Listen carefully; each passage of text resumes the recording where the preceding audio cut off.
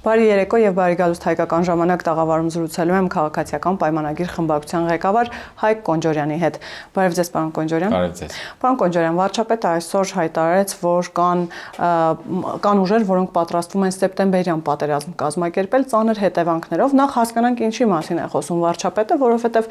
դաշտում եղած գրեթե բոլոր ուժերը խոսում են միայն խաղաղության մասին, ուժեղ խաղաղության, երաշխավորված խաղաղության, արժանապատիվ խաղաղության մասին։ Հիմա հասկանանք ինչի մասին է խոսում վարչապետը։ Ըստ էության Հայաստանում այսօր կա երկու խոշոր իմաստով երկու կուսակցություն։ Խաղաղության կուսակցությունը, քաղաքացիական պայմանագիրը եւ պատերազմի կուսակցությունը։ Դրանք են հիմնական տիտղոսային ընդդիմության ներկայացուցիչներն են, ովքեր որ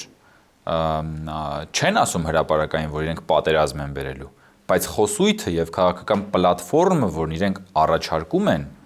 բերելու է պատերազմի։ Տեսեք այդ արժանապատիվ խաղաղություն, այսպիսի խաղաղություն, այնպիսի խաղաղություն, ձևակերպումներ, որոնց երբ որ ապակոդավորում ենք, հասկանում ենք, որ դրա ներքո դրված ծրագիրը նշանակում է հետ պտտել խաղաղության process-ի անիվը եւ Հայաստանը դարձնել նոր պատերազմի թատերաբեմ։ Այս ուժերը պատերազմի մունետիկներն են եւ իրենք ցանկանում են Հայաստանը նորից դնել աշխարհաքաղաքական կոնֆլիկտի զոհասեղանին իրենց օտարերկրյա տերերի հետ եւ վարչապետը շատ ճիշտ էր ասում, որ նման ուժերի կողմից իշխանություն ստանալու ուրեմն ստանալուց ընդամենը կարճ ժամանակ անց նորից մենք ունենալու ենք պատերազմ, կոնֆլիկտ եւ իր բոլոր հետևանքներով։ Այսինքն ուժերը, որոնք խոսում են ինքնության փրկության մասին եւ արհեստական բանականությամբ գեներացված տեսանյութերի միջոցով խոսում են ուժեղ խաղաղության մասին, անգամ Իսրայելից են այդպես ամենատարբեր պաշտոնյաներ բերել զինվորականներ, որոնք կրկին խոսում են Հայաստանի ու ուժեղ բանակի մասին, թե ինչպես են ապահովելու անվտանգությունը, իրականում պատրաստվում են այլ սցենարով գնալ։ Իրենք պարզապես ուրիշ բան չեն կարող անել, որովհետեւ նախ որն է իրենց ինքնությունը։ Իրենց ինքնությունը փողն է։ Իրանց ինքնությունը կոռուպցիան է, իրանց ինքնությունը ատկատներն են, իրանց ինքնությունը ժողովրդի վրա կրակելն է, իրանց ինքնությունը մարդկանց գնդակահարելն է ազատության համար մղվող պայքարի ժամանակ։ Այդ է իրանց ինքնությունը։ Իրենք ինչ ինքնություն ունեն։ Իրենք խոսել են ազգային արժեքներից, առավոտյան խոսել են ազգային արժեքներից, երեկոյան գնացել են եւ այդ նույն ազգային արժեքները ուրեմն ոտնատակ են տվել։ Ոնց կարա մարդասպանը ունենա ազգային արժեք։ Չի կարա մարդասպանը ունենա ազգային արժեք։ Չի կարա գողը ունենա ազգային արժեք։ Որտեվ ամենամեծ արժեքը, որը կարող է ունենալ, մարդկային կյանքն է։ Ոնց կարա քաղաքական ուժը մարդկանց դիակների վրայով գալ իշխանության, հետո ասել, որ ինքը ազգային արժեքներն է պաշտպանում։ Չի կարող մարդասպանը ունենալ ազգային արժեք, որովհետև եթե դու չունես այն հիմնարար արժեքը, որը մարդն է, մարդու ազատությունն է, մարդու կյանքն է, եւ եթե դու քո քաղաքական գործունեության ամբողջ ընթացքում ոտնատակ ես տվել մարդկային արժանապատվությունը, որը արժեքների բարձրագույն արժեքն է։ Ինչ ազգային արժեքի մասին է խոսքը։ Իսկ նորմալ է, որ ազգային արժեքների փրկության մասին են խոսում, բայց օրինակ հայերենով խոսելուց խուսափում են կամ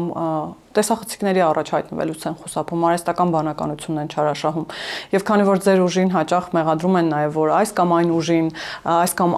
այն անհատին դուրս չեք դնում ընտրական process-ներից, միգուցե շուտով նաև մեղադրեն, թե ինչու արհեստական բանականությանը դուրս չեք դնում ընտրական process-ներից, որովհետև կարծես թե չարաշահվում է նաև։ Գիտեք, մարդկային ուժի կարևոր դրսևորումը մտավոր ուժն է, որովհետև մարդուն մարդ դարձրել է Homo sapiens-ին ժամանակակից մարդ դարձրել է առաջին հերթին միտքը, խոսքը, սեփական մտքերը խոսքի միջոցով արտահայտելը եւ հաղորդակցվելը իր նմանների հետ։ Հիմա ես տեսնում եմ, որ Սամվել Կարապետյանը խուսափում է իր բնական բանականությունն օգտագործելուց եւ արհեստական բանականությամբ է շփվում ժողովրդի հետ, որին ինքը ուզում է գալ եւ փրկել։ Ես առաջարկում եմ, որ Սամվել Կարապետյանը մի քիչ էլ օգտվի իր բնական բանականությունից, որովհետեւ մարդիկ իրավունք ունեն իմանալու, թե այն մարդը, որը ինքնահռչակվում է որպես ուժեղներից ուժեղ,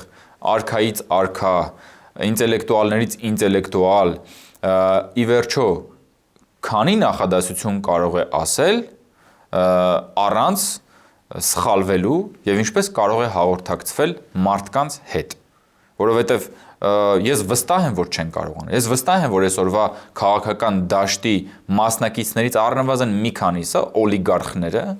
եթե 2 րոպե ինքնուրույն մտածեն, կհոսպիտալացվեն հիվանդանոցի վերակենդանացման բաժանմունք ուղղակի, ծանր վնասվածքներով։ Իրենք չեն կարող ինքնուրույն հոդաբաշխ մի քանի նախադասություն ասել, ել չասեմ քաղաքական տեքստ առաջարկել եւ ինքնահռչակվել որպես ուժեղ։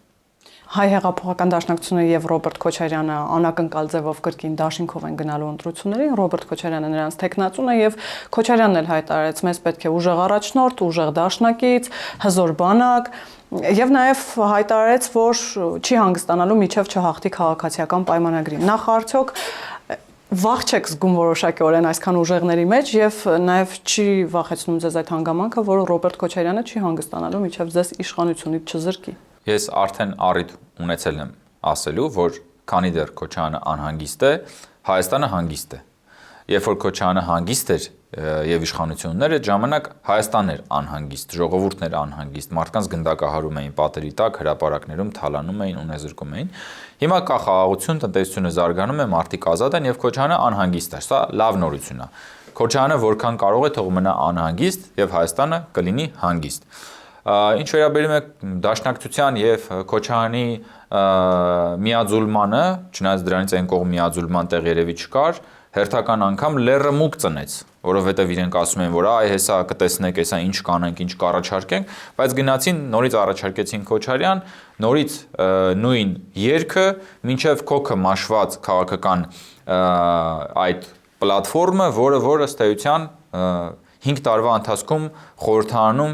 պարզապես ինքնա ոչնչացավ եւ բնականաբար Քոչարյան դաշնակցություն տանգոն որևէ նոր բան չունի առաջարկելու Հայաստանի Հանրապետությանը, ինչ վերաբերում է, երբ որ Ռոբերտ Քոչարյանը ինքն իրեն համարում է ուժեղ պաշտոնյան, մի քանի անգամ չեր մերժվի սեփական ժողովրդի կողմից։ Ռոբերտ Քոչարյանը բոլոր ընտրություններում պարտվել է, Ռոբերտ Քոչարյանը չի ստացել Հայաստանի Հանրապետության ժողովրդի վստահությունը եւ չի կարող որևէ մեկը համարվել ուժեղ, իրենք սիրում են, չի ասել ուժեղ հաղթած նախագահ։ Չի կարող հաղթած նախագահը այդքան պարտվել սեփական երկրում, սեփական ժողովրդին եւ հետո չունենալով ուրիշ տարբերակ ժողովրդի վրա ձեռք բարձրացնել եւ մարդկանց պահել կամպանիաների մեջ։ Իրենք ուժեղ չեն կարող լինել։ Դե ինքն ասում է առաջնորդին սիրելը պարտադիր չէ։ Կարևորը որ այդ առաջնորդը գա եւ երկիրն առաջնորդի դեպի ճիշտ տեղ տանի, դեպի ուժեղ դաշնակիցներ։ Առաջնորդին սիրելը գուցե պարտադիր չէ, բայց առաջնորդին չատելը եւս պարտադիր չէ։ Քոչարյանը Հայաստանի Հանրապետության պատմության ամենաատելի գործիչն է։ Եթե նման տիտղոս տալու լինենք, Քոչարյանը այն ոնց է, չէ, կանչե միս տիեզերք, չգիտեմ, եթե լինի օրինակ ամենաատելի նախագահ, ամենաատելի գործիչ, դա միանշանակ պատվավոր դափնին պետք է դնել Ռոբերտ Քոչարյանի գլխին որպես ամենաատելի կերպար։ Պարոն Կոնչարյան, նաև հասկանանք, թե հավաքական ընդդիմության վարչապետի տեխնացուն ով է, որովհետև տեսնում ենք, որ ընդդիմադիր դաշտում բոլորը խոսում են հավաքվելու, միավորվելու, բոլորը կոնսոլիդանում են Կարապետյանի ուժի շուրջ, նման հայտարարություն է արել անգամ ՀԱԿ-ը, եւ իդեպ մեր հարցազրույցից առաջ ես Լևոն Զուրաբյանին էի լսում, որը շատ հետաքրքիր հայտարարություն էր անում, ասում է ՀԱԿ-ը ամենայն հավանականությամբ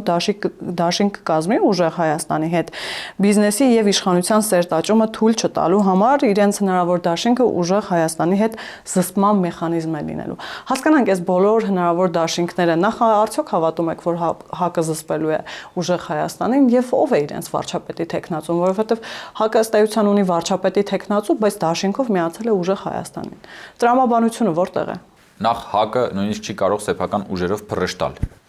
Ինչ մնաց կոնսոլիդացվի եւ ինչ որ մեկին զսպի, դա մեկ։ Երկրորդը,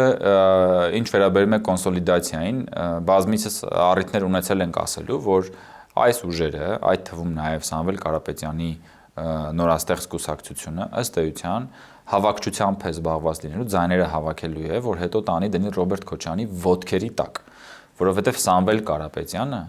ուզում է թռնի վերևի, ուզում է իջնի ցած, ինչ ուզում է անի, չի կարող լինել վարչապետի թեկնածու, առավելևս չի կարող լինել վարչապետ։ Կա սահմանադրական արգելք։ Հիմա իրենք ասում են, որ այս կանենք, այն կանենք, սա կփոխենք, դա կփոխենք, բայց դեռ էլ թող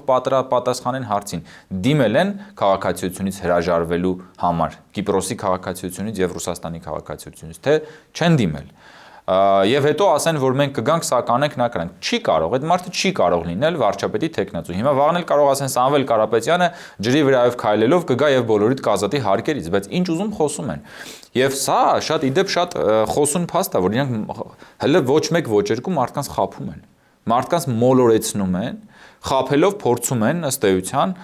ինչ որ աճպարությամբ զբաղվել, որովհետեւ իրենք գիտեն, որ իրենք միշտ ձայներ հավաքել են քաղաքական աճ բարարությունների միջոցով, իրենք չեն կարող ազնիվ ճանապարհով գնալ եւ ստանալ Հայաստանի Հանրապետության ժողովրդի վստահությունը, եւ ես վստահ եմ, որ ժողովուրդը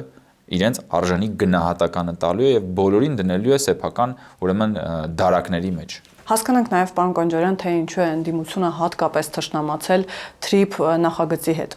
Ցանկացած բան, որ Հայաստանի համար լավ է, ընդդիմության համար վատ է, որովհետեւ ընդդիմությունը առաջնորդվում է որքան վատ, այնքան լավ սկզբունքով։ Ակնհայտ է, որ TRIP-ը Հայաստանի տնտեսական զարգացման եւ խաղաղության ամրապնդման կարևորագույն երաշխիքներից է, ու դրա համար մեր ընդդիմությունը խաչակրած արշավանք է սկսել TRIP-ի դեմ։ Մեր ընդդիմությունը ընդհանրապես նման հատկություն ունի՝ խաչակրած արշավանք իրագործել ցանկացած լավ բանի դեմ, կրթության դեմ, ակադեմիական քաղաքի դեմ, առողջապահության ապահովագրության դեմ, կենսաթոշակների բարձրացման դեմ, TRIP-ի դեմ։ Հետևաբար սա զարմանալի չի, որովհետեւ սրան կարելի է նայել եւ պետք է նայել ու տեսնել ընդդիմությունն ինչի դեմ է կռիվ տալիս, հասկանալու համար թե ինչն է լավ, ինչն է վատ։ Որը որ ընդդիմությունը սկսի օրինակ TRIP-ի դեմ ակնհայտ կռիվ չտալ, այդ ժամանակ կարելի է մտածել, այս ինչ նկատի ունեն։ Օրինակ Սամվել Կարապետյանենց ներկայացուցիչները ասում են, որ չեն ասում, որ TRIP-ը վատն է, բայց ասում են կարելի է գնալը, որ Չինաստանին եւ Ռուսաստանին էլ ներգրավել TRIP-ի մեջ։ Դա նշանակում է, որ այնպես անել, որ TRIP-ը չլինի, ուղղակի առանց ասելու TRIP-ը որ չլինի։ Հիմա Լևոն Զուրաբյանն էլ ասում է BRICS-ի ֆորմատը պիտի բերել եւ TRIP-ը կարող է լինել, բայց կարող է լինել նաեւ BRICS-ի ֆորմատով ինչ որ նման նախագիծ։ Համատեղելի են ընդհանուր առմամբ կամ երևակայությունից դուրս չեն նման առաջարկները։ Ես կարծում եմ, որ առողջ բանականությունից են դուրս նման առաջարկները։ Դեռ երևակայությունը մի կողմ, բայց նախևառաջ առողջ բանականությունից են դուրս, իսկ Լևոն Զուրաբյանին ուղղակի նույնիսկ իմաստ չեմ համարում մեկնաբանել։ Հասկանանք նաև ինչի մասին է խոսում ընդդիմությունը, պարոն Կոնջարյան, հատկապես ուզում եմ անդրադառնալ վարչապետի Եվրոպական խորհրդարանում հայտնի ելույթին։ Ելույթից հետո դաշնակցականները հատկապես արձագանքեցին, որ վարչապետը Եվրոպական խորհրդարանում դանոց տվեց սեփական ժողովրդի ընդդիմության, նաև եկեղեցու դեմ, որպեսզի հետագա բռնաճնշումները այդ կերպ արդարացնի։ Արչևում ընտրություններ են եւ դաշնակցությունը կրկին վախեր ունի բռնաճնշումների հետ կապված, ինչու է այդքան ճնշում հատկապես դաշնակցությանը։ Ընդհանրապես դաշնակցությունն է աչքի ընկել բռնաճնշումներով եւ տարատեսակ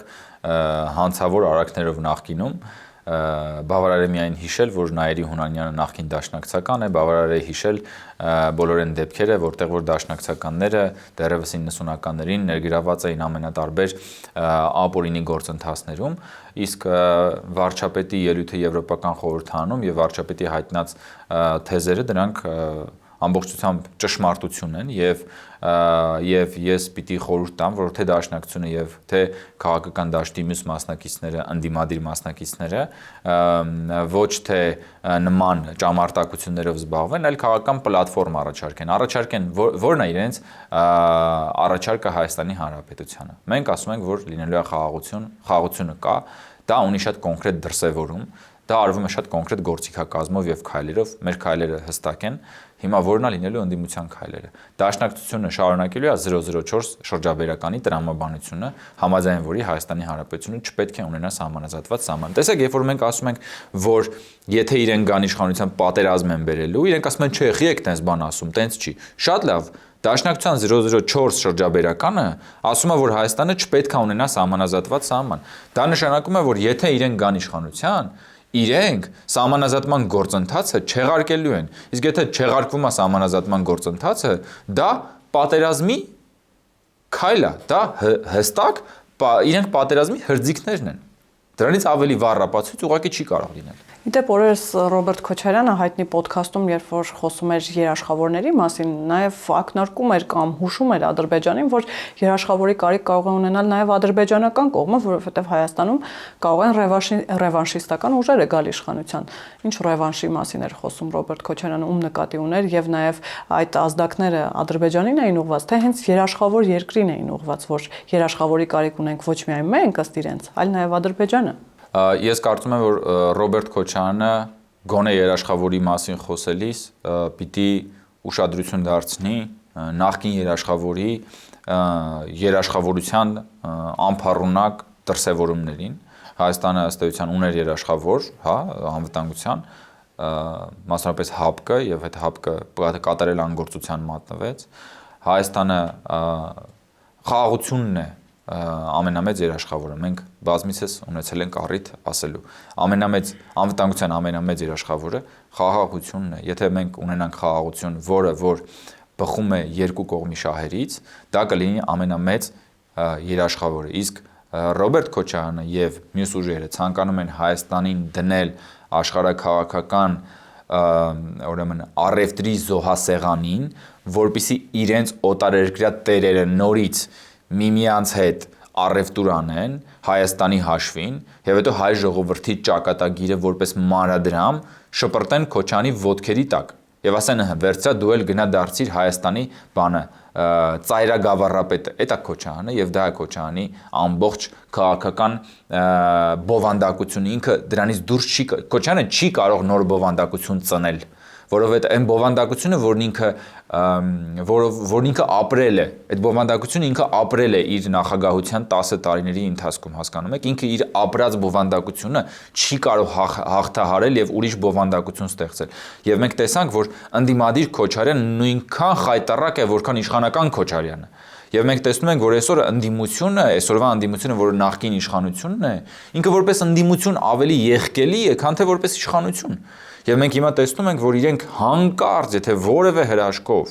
չնայած դա հրաշք չի, դա անտի-ուտոպիա կլիներ, Հայաստանում ունենային իշխանություն, իրենք ուղղակի գիտեք, ինչ տեսակ վրեժ պիտի լուծեին առաջին հերթին Հայաստանի ժողովրդից, որովհետև իրենք ատում են Հայաստանի ժողովրդին այն բանի համար, որ ժողովուրդը իր ազատությունը նվաճեց 2018 թվականի հեղափոխությամբ։ Իրենք ատում են Հայաստանի ժողովրդին այն բանի համար, որ ժողովուրդը զրկեց նրանց Հայաստանը թալանելու իրենց ամենասիրելի զբաղմունքից։ Իրենք ատում են Հայաստանի ժողովրդին այն բանի համար, որ ժողովուրդը նրանց զրկեց իշխանությունից, զրկեց այդ ամենօրյա հաճույքներից, զրկեց այդ խնջույքներից, զրկեց այդ ամեն ինչից զրկել է ժողովուրդը նրանց եւ ժողովուրդն է իրենց աչքերում դրա մեղավորը հետեւաբար եթե իրենք ունենան իշխանություն ժողովրդից այնպեսի մի վրեժ են լուծելու որ դա ուղղակի Բարդուղոմեոսյան գիշեր է հիշեցնելու ժամանակակից մոտիվներով Պարոն Կոնջորյան, բայց հետաքրքիր է, որ Քոչարյանի առաջադրվել է երկու, այսպես կարծիք առաջացրեց, նախ ընդդիմադիր մեդիան գրեց, որ քաղաքացիական պայմանագիրը սարսափած է, եւ հետո քաղաքասարակության որոշ ներկայացուցիչներ ասացին, որ այդ քայլով Ռոբերտ Քոչարյանը նվեր պարգևեց ձեզ։ Հիմա սարսափած եք, թե իրապես նվեր եք ստացել։ Ինձ համար ընդհանրապես զվարճալի են այդ ձևակերպումները, որովհետեւ եթե որևէ մեկը կարծում է, որ Քոչարյանից վախեցող կա, Եվ եթե իսկապես ուզում էին համոզվել մենք Քոչարյանից վախենում ենք թե չենք վախենում, ապա Ռոբերտ Քոչարյանը 2021 թվականին պիտի վերցներ մանդատը եւ գար ազգային ժողով եւ ցույց տար թե ինչպես են իրենից վախենում, բայց Քոչարյանը վախեցավ, չվերցրեց մանդատը։ Դուք պատկերացնում եք Ռոբերտ Քոչարյանը 21 թվականին վերցներ մանդատը, գար նստեր ազգային ժողովում, դառnar Հայաստան խմբակցության ղեկավարը։ Կառավարության հետ հարց ու պատասխանի ժամանակ վարչապետին հարց տար։ Պատկերացնում եք ընդդիմադիր Ռոբերտ Քոչարյանը վարչապետ Նիկոլ Փաշինյանին կառավարության հետ հարց ու պատասխանին հարց է տալիս։ Ուղղակի Քոչարյանին, ասենք, եւ Հայաստան Դաշինքի մնացորդները շպակլիով կքերեին ազգային ժողովի պատերից դրանից հետո։ Ո՞վ է ումից վախենում։ Ախր ձեզանից ինչ կա վախենալու։ Դուք ասում եմ դու հոդաբաշխ երկու նախադասություն չէ։ Ռոբերտ Քոչարյանը երկու բառի մեջ 3-4 հատ տառասխալ անում։ Ոնց կարելի է վախենալ Ռոբերտ Քոչարյանից։ Ոնց կարելի է վախենալ։ Թող մտ ուղիղ եթերով, թող գնա բանավեճի։ Այնքան ասեց վարչապետը, արդեն էլ հոգնես չի ասում։ Թող գնա բանավեճի, բա այդքան ուժեղ տղերք են։ Թող գնան։ Ինձ թվում է Սամվել Կարապետյանը բանով է, AI-ով է խոսում, որ իրան չասեն արի բանավեճի։ Բայց չհասկացա, դու քաղաքական ուժ ես թե հավելված։ Քաղաքական դու գալիս ես մեզ փրկես, թե հավելված ես, որ պետքա ժողովուրդը ներբեռնի։ Հիմա քեզ պիտի ընտրի, թե քեզ պիտի ներբեռնի։ Որտեվ մեծ կողմնորոշվեք։ Ուժեղ խոսում եք, առուց եք կտրում։ Եկեք մեծ ուղիղ եթերով խոսացեք։ Եվրամիությունից արձագանքման խումբ է գալու ապրիլին, պարոն Կոնջարյան, նախ հասկանանք, թե ինչ աշխատանքներ են տարվելու, գիտենք, որ հիբրիդային պատերազմի դեմ տարվող այդ տրամաբանության մեջ է լինելու նրանց այցը եւ նաեւ համագործակցությունը հայ գործընկերների հետ։ Բայց